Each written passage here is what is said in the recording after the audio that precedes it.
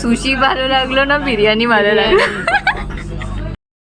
Sushi খেতে খেতে ওপর থেকে দেখতে পেলাম নিচে পার্সিন দরবার রয়েছে।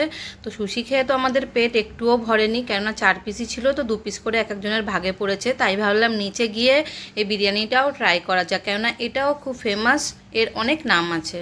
যেহেতু এটা অনেক ফেমাস, তো আমরা ভেবেছিলাম আগে থেকে হয়তো সিট রিজার্ভ করতে হবে, কিন্তু এসে দেখলাম যে না, আমাদের ডাইরেক্ট যেতে বললো। তো অনেক সিট খালি ছিল, তাই জন্য আমরা ডাইরেক্ট এসেছি। এবার মেনু দেখা হচ্ছে। তো এখানে আমরা নিয়েছি চিকেন দম বিরিয়ানি।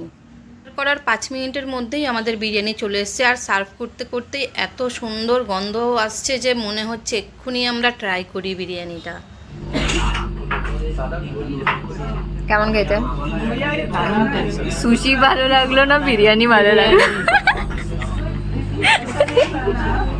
সুশি আর বিরিয়ানির মধ্যে তো কম্পেয়ার করলে হবে না, কারণ সুশির আলাদা টেস্ট আর বিরিয়ানি যেটা অল টাইম ফেভারিট। তো আমাকে যদি পার্সোনালি বলে তো আমি বিরিয়ানিটাকেই চুজ করব।